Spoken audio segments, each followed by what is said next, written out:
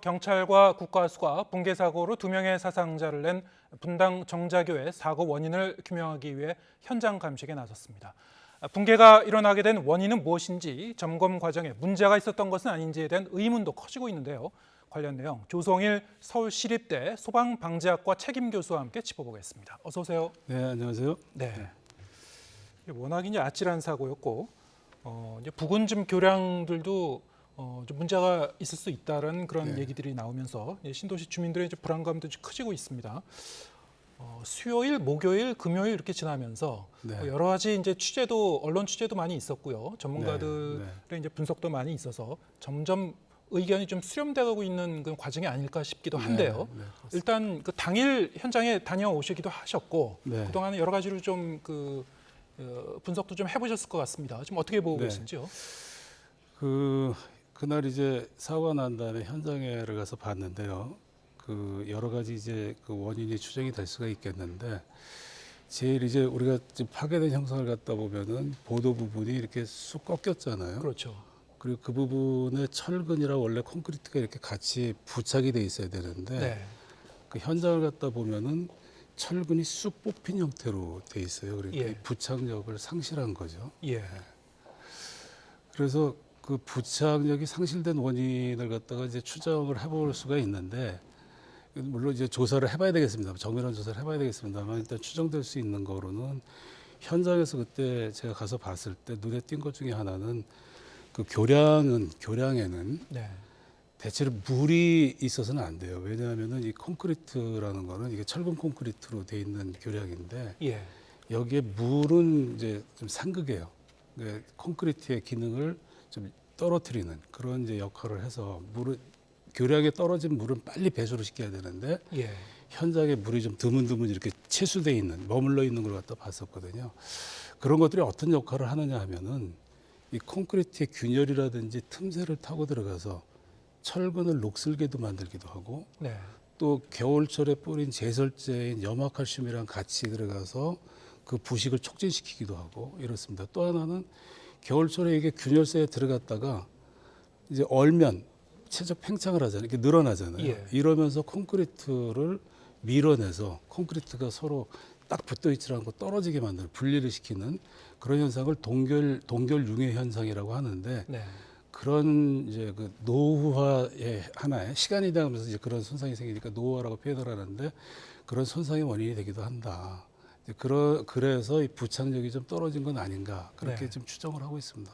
일단 현장에 가서 육안으로 보신 바로는 가장 특징적인 점이 콘크리트 시멘트가 이 철근에서 이제 떨어져 나오는 부분, 쑥 빠져 있다. 쑥 빠져 있습니다. 근데 원래 이제 이 철근과 콘크리트가 그 재료의 특성이 다르기 때문에 그것을 이제 보강하기 위해서 이 콘크리트, 시멘트 이제 하단부에다가 이제 이 철근을 이제 심지 않습니까? 근데 이게 일체로 잘 붙어 있어야지 하중을 잘 견디는데 그게 이제 잘 붙어 있지 않았던 것 같다. 그 원인은 이제 좀 더 정확하게 진단을 해봐야 되겠습니다만, 지금 말씀하신 바로는 물이 좀 스며들었을 수도 있고 염화칼슘 영향이 있을 수도 있고 아니면 뭐 물이 스며들었다는 건 좀 방수 처리가 좀 잘 안 됐을 수도 있다는 얘기입니까? 그건 정확하지는 않습니다만.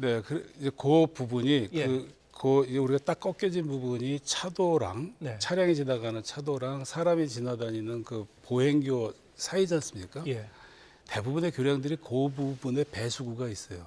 물들을 갖다가 빨리 그 다른 데로 이렇게 빼내기 위한 배수구가 있는데, 그 부분들에 이제 물이 정체가 돼 있었고 그 부분에서 이제 그런 그 물 때문에, 물이랑 염화칼슘 때문에 생기는, 아니면 이게 물이 얼어 생기는 동결융해 때문에 콘크리트가 손상을 받았을 가능성이 있다. 이 철근이랑. 그래서 부착력을 좀 다소 상실했었던 게 아닌가, 이런 생각을 합니다. 애초에 이제 설계가 어떻게 돼 있었고 시공 과정은 어땠었고 이것도 뭐 함께 따져봐야 되겠습니다만 일각에서는 뭐 부실 시공 가능성도 좀 제기하는 것 같기도 하고요. 거기에 대해서는 지금 어떤 의견이 나오고 있습니까? 오늘 아마 한국 그 교량 및 구조공학회에서도 발표를 한 거로 알고 있습니다만 그 아마 이 하나의 주요 원인 중에 하나로 우리가 이제 교량폭이 6차선 정도 되지 않습니까? 그리고 이제 거기다 보도까지 있고 이 구조물에 이렇게 이제 그 폭방향으로 철근이 들어가는데, 이 철근이 그렇게 긴 게 없거든요. 철근을 이제 이어서 시공을 하는데, 이어지는 부분을 겹쳐서 있는데 그래서 겹이음이라고 합니다. 겹이음. 예.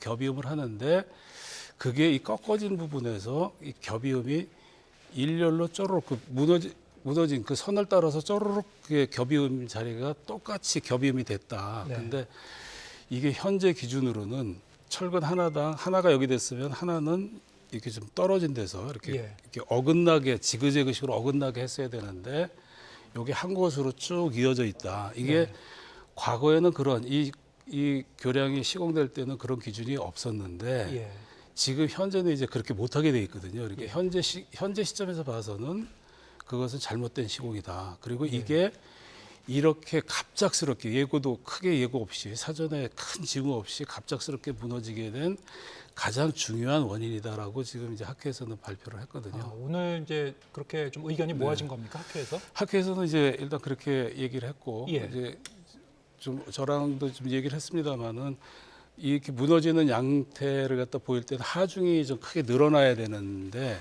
늘어난 하중이 뭐냐 이렇게 논의를 하다가 하중이 늘어난 것도 원인일 수 있지만 이 콘크리트의 강도가 떨어진 것도 또 그런 똑같은 현상이 있을 수도 있어서 아까 미리 말씀드린 그 콘크리트의 열화 현상, 뭐 동결중이라든지 이런 열화 현상 때문에 그 부착 강도가 떨어져서 딱 붙어 있을 때 부착 강도가 떨어져서 이런 파괴로 이어진 거 아니냐 이렇게 지금 현재도 추정하고 있습니다. 여러 가지 원인이 추정 가능한데요. 아까 학회라고 하면 어느 학회를 말씀하시는 그 겁니까? 한국 교량 및 구조공학회. 입니다.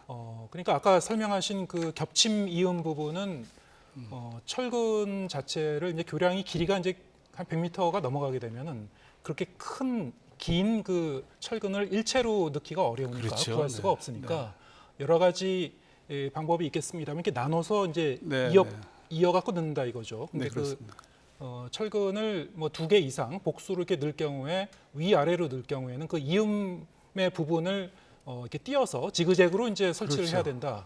그거는 이제 현재의 기준이 그렇다는 말씀이죠. 지금 최근에 이제 기준이 그런데 과거에는 그런 기준이 없었다라는 거고 그러다 보니까 한 곳에 그 무너진 경계선을 따라서 쭉 겹이음 자리가 겹이음 자리가 좀 취약해졌을 것이다 하중에. 그렇습니다. 그러면은 그 당시의 시점에서는 그런 기준이 없었기 때문에 뭐 부실 시공이라고 얘기하기도 어려운 아직 좀 겁니까? 조심스럽다. 그게 원인이라면? 그거 이제 다른 것도 다 조사를 해봐야 되겠습니다만 이제 부실 시공이라는 건 기준에 안 맞게 시공이 된 걸 부실 시공이라고 하는데 그때 당시 기준이 없었다면은 부실 시공이라고 단정질 수는 없는 문제 아니겠습니까? 다만 현재 시점으로 봐서는 적정하지 않은 시공이었었다 이렇게 볼 수 있겠죠. 거꾸로 얘기하면은 과거에 이 건설 기준 자체가 상당히 좀 미비한 측면이 있었던 거군요. 그렇죠. 이제 기술이 계속 발전되면서 그런 경우에 그런 사고들이 나니까 이제 설계 기준이라든지 이런 것들이 바뀌는 경우가 있죠. 이 구조물 자체가 이제 무너진 보행로는 차량 통행로하고는 이제 별도로 옆에 이제 붙여져 있는 거죠. 그쪽에는 이제 발코니처럼 이제 확장한 그런 형태인데 이제 캔티레버 방식이라고 하죠. 이 방식은 사실 뭐 다른 그 시설물에도 종종 이제 쓰이는 방식이기도 한 거죠. 어떻게 보십니까, 이거는? 지금 오늘도 서울시도 아마 이 부분 이렇게 그러니까 캔틸레버로 되어 있는 교량들을 점검을 하겠다라고 발표를 했는데 12개소로 서울시에서만 관리하는 게 12개소로 나와 있습니다만 사실 서울시에서 관리하는 지금 요번에 캔틸레버 부분은 사람이 다니는 사람은 상대적으로 차에 비해서 많이 가볍잖아요. 사람이 다니는 부분의 캔틸레버 부분이지만 서울시에 있는 교량들 지금 캔틸레버 부분의 상당수는 차량이 다니는 구간도 있거든요. 그러니까 또 우리가 지나다니면서 보면은 오늘도 저도 뭐 살펴봤습니다. 버스 정류장 그 구조라든지 뭐 이런 것들이 전부 다 캔틸레버 형식으로 돼 있고 우리 아파트에서는 발코니, 베란다가 그렇게 돼 있지 않습니까? 그러니까 캔틸레버 구조 자체가 양쪽에서 이렇게 다 지지가 되는 그 구조에 비해서 한쪽만 지지가 돼 있으니까 상대적으로 좀 불리할 수 있지만 이 불리한 거를 고려를 해서 설계를 하고 시공을 하니까 이게 그래서 못한다, 잘못됐다 이렇게 볼 수는 없고 이게 제대로 설계가 되고 시공이 됐느냐 또 그것을 제대로 관리를 했느냐가 더 중요하겠죠. 만약에 이렇게 돌출돼 있고 네. 그 돌출된 부분에는 이제 지지대가 없는 이런 방식이라면 네. 그곳을 이 차량 통로로 이용할 경우에는 하중은 더 들어갈 것이고 그런 곳은 좀 더 좀 눈여겨볼 필요가 있겠네요. 설계할 때서부터 그런 그 하중을 제대로 다 실어놓고 예. 또 그 안전율이라는 게 있거든요. 네. 뭐 쉽게 얘기해서는 안전율인데 그러니까 그렇게 차가 타도 여기에 손상이 되지 않게 예. 그렇게 안전율을 두고서 설계를 하고 시공을 하고 또 그런 부분에 혹시 이제 다른 문제가 생기는지 계속 그 점검을 해야 되겠죠. 네. 네. 근데 캔틸레버라서 문제가 있다 이렇게 단정짓는 그렇게 것은 단정 지을 좀 수는 없는 어렵다, 것이다. 이렇게. 예, 알겠습니다. 네. 당일 이제 비가 좀 온 날씨였기 때문에 네. 아까 이제 철근의 부식이라든가 네. 뭐 그런 얘기도 가능성에 대해서 이제 추정을 해주셨습니다만 그 비가 온 것 자체가 이 사고와 붕괴 사고와 어떤 그 연관관계가 있는지 이것도 사실 이제 명확하게 밝혀지지 않은 것이죠. 이제 조사를 해봐야 되겠죠. 근데 예. 이제 일부 보도에서 나온 거는 처음에 사고 초기에서 이제 뭐 그렇게 현장을 보지 않은 상태에서 얘기를 할 수가 있는데 대부분 이제 비가 내려서 교량이 무너지는 경우에는 기초가 파여서 기초에 문제가 생기는 집안에 경우가 문제가 생겼다. 집안에 예. 문제가 생겨서.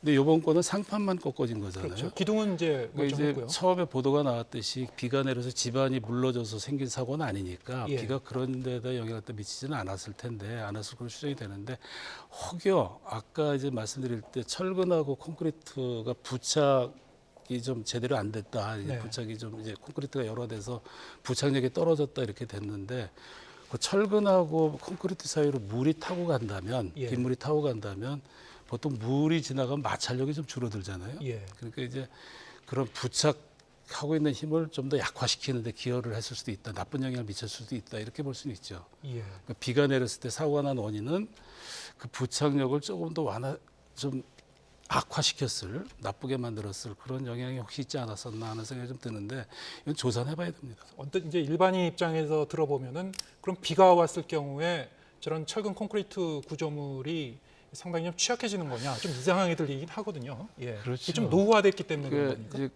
이제 촉발 원인이 뭐냐라는 예. 건데 촉발 최종적으로 어떤 임계점까지 갔을 때 결국에 붕괴로 넘어가는 그 촉발점이 뭐였었느냐는 건데 혹시 이제 저도 이게 추정입니다만은 네.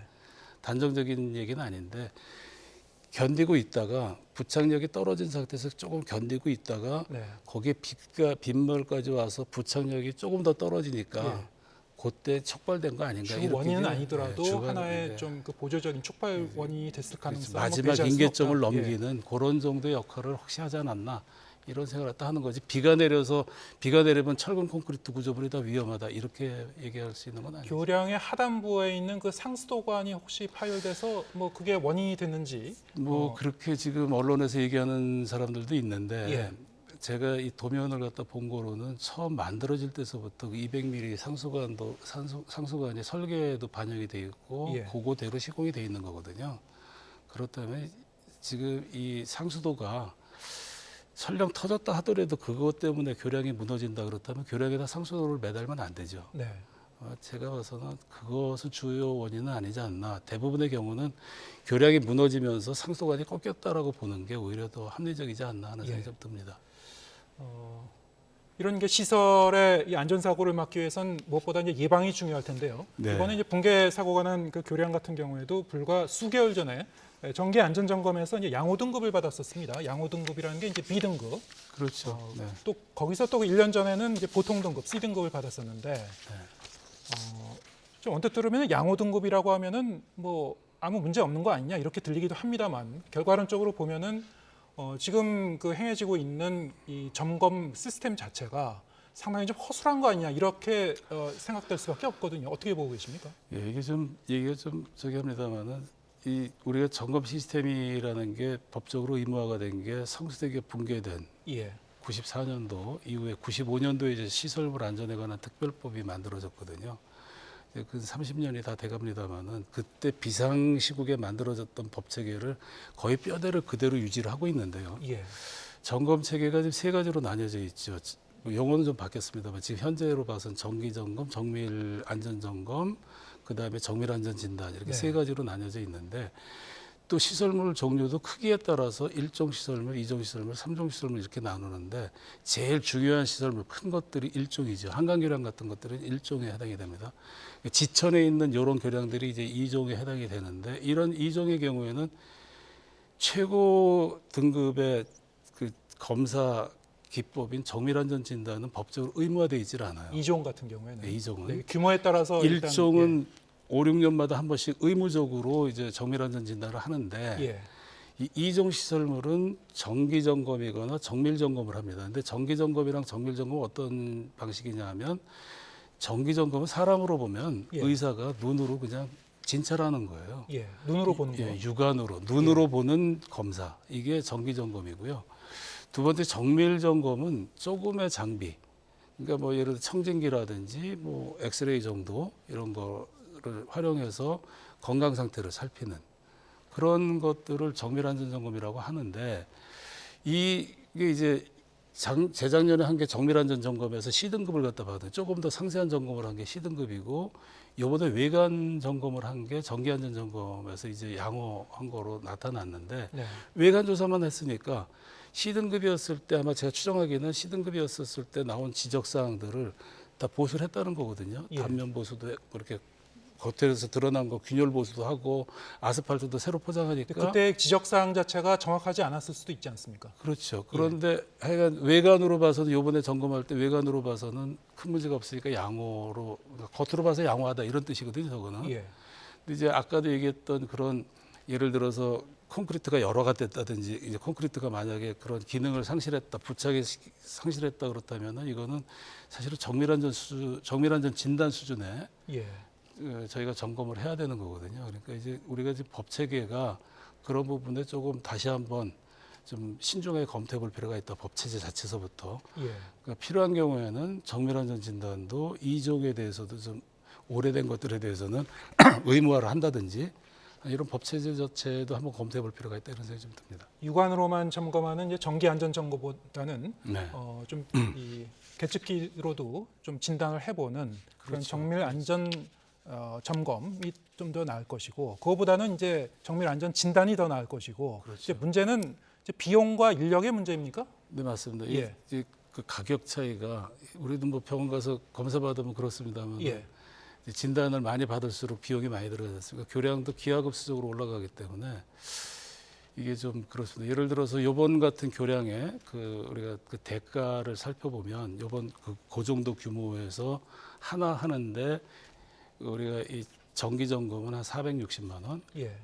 그다음에 정밀 안전 점검은 한 1,600만 원, 그다음에 정밀 안전 진단 5,500만 원 정도 이런 정도 비용이 들어가거든요. 그러면 이번에 붕괴된 교량 같은 경우에는 2021년에는 정밀 안전 점검을 이제 받았다고 그렇죠. 들었습니다만 그 당시에도 어느 정도 예산을 들여서 어느 정도로 정확하게 진단을 했는지도 좀 따져는 봐야 되겠네요. 예, 요새 뭐 보도가 나오는 게 일부 이제 그 오늘 아침에도 보도가 나왔습니다만 예. 비용을 좀 충분히 주지 않았다 예. 이런 부분이 있는 거 한번 좀 제대로 살펴봐야 될 것으로 보입니다. 그러니까 충분한 비용을 주고 그 다음에 과업도 제대로 주고 그게 제대로 점검회사나 점검자들이 이행을 하는지 관리 감독을 해야 되거든요. 예. 비용도 충분히 주고. 그럼 이번에 붕괴된 그 교량은 2종 시설물입니까? 네, 2종 시설물입니다. 그럼 1종 시설물과 2종 시설물이 있고 네. 사실 또 3종 시설물도 굉장히 많지 않습니까, 전국에? 예, 3종 시설 이제 교량으로 보면은 예. 경관이라고 얘기를 하는데 교각과 교각 사이의 길이 네. 이걸 갖다 경관이라고 얘기를 하는데 100m 미만. 이번 거는 108m잖아요. 100m 이상은 2종인데 네. 500m가 넘으면 1종이고 100m 미만 중에서 20m를 넘는 것들 중에서 지자체장이 특별히 관리해야 되겠다 싶으면 3종으로 지정을 하거든요. 예. 이제 그 중에 일부가 3종인데 저희가 조금 이제 말씀이 나왔으니까 말씀을 좀 드리면 저희가 아까 시특법 얘기도 했습니다만은 일본 같은 경우는 일본에서 지금 법적으로 관리하는 교량의 숫자가 73만 개예요. 네. 저희 나라는 약 3만 개 정도에 불과해요. 1종, 2종, 3종이. 예. 왜 그런 차이가 있느냐 하면 저희는 100m 이상은 의무적으로 관리를 하고 20m 이상 중에서 지자체장이 이제 선정한 것들만 관리를 하는데 일본은 2m 이상 교량은 전부 다 법적으로 관리를 하거든요. 그렇군요. 저희가 그만큼 이게 지금 사각지대가 좀 있다. 사학지대가 뭐 상당히 크다. 많다고 봐야 되겠네요. 예, 그러니까 작은 교량들은 예. 사각지대에 놓여져 있다. 그러니까 그런 이제 교량들도 어느 정도 결함이 있는지는 우리가 알 수가 없는 것이고 그렇죠. 사고가 나야지 이제 알 수 있는 거죠. 그렇죠. 그러니까 과거에 성수대교가 붕괴되었을 때 큰 교량의 관리에 집중하다 보니까 이런 시설물 안전에 관한 특별법이 생기고 큰 시설물 위주로 관리하는 체제가 돼 있었다면 이번 사고는 중간 규모에서 이제 일어난 사고 아니에요. 이종 시설물이니까. 근데 사실 도심이라든지 어디서든지 이거보다 작은 20m 미만의 교량에서도 사고가 나서 인명을 잃을 수 있고 커다란 피해를 줄 수 있는 교량들이 적지 않거든요. 그러니까 우리가 이런 사각지대까지 포함해서 이번 기회에 시드법 체제를 한번 좀 종합적으로 한번 다시 한번 살펴봐야 되지 않나 이런 생각합니다.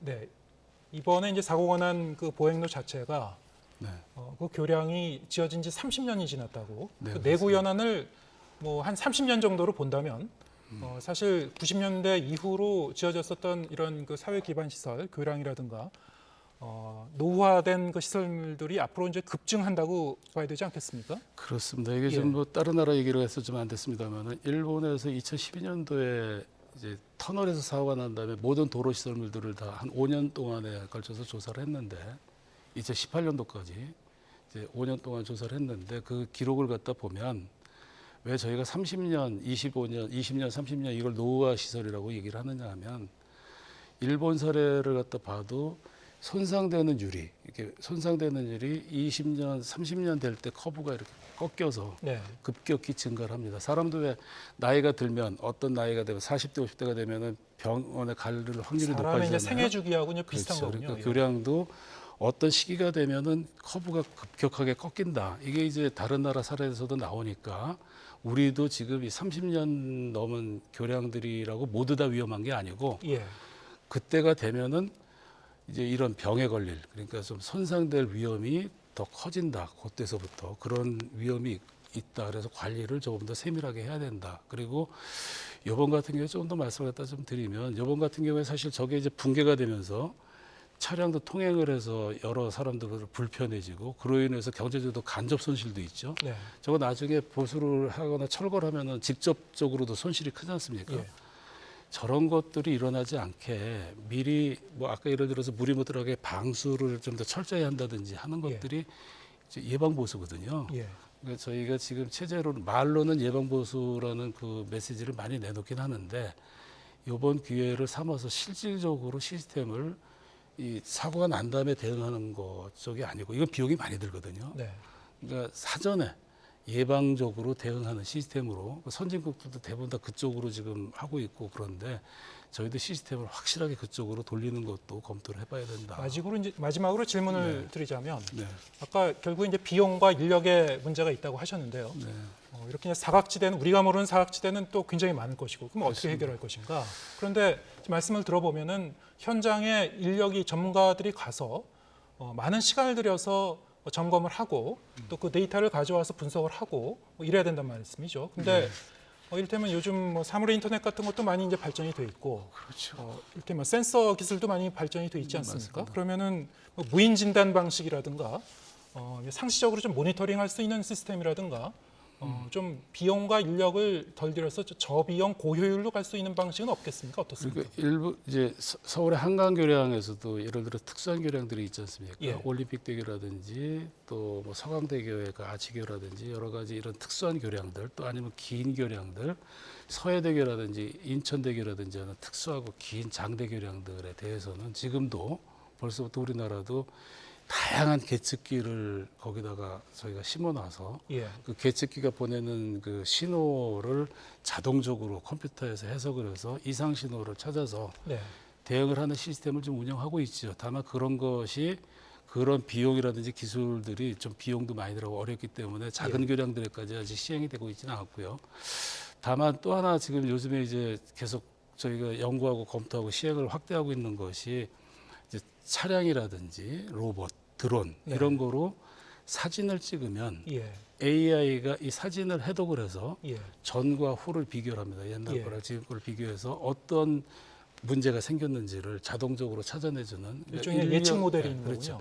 인력의 사람이 하는 것에 대한 오류를 이제 기계로 해결하는 것이 세계적인 추세기도 하고 예. 우리나라도 지금 많은 분야에서 그런 개발이 노력들을, 돼 있습니까? 예, 개발을 하고 있죠. 노력을 하고, 개발 있고 하고 중입니까? 있습니다. 근데 예. 이제 큰 교량 위주로 지금 현재는 접근이 되고 있는데 예. 이제 좀 이 기술이 빠르게 개발이 되면은 저런 작은 교량까지도 이거보다 작은 교량까지도 이제 확대 시행해야 된다 이렇게 생각합니다. 그래서 알겠습니다. 예. 종합적으로 한번 다 살펴봐야 된다. 법적인 체제라든지 기술이라든지 예.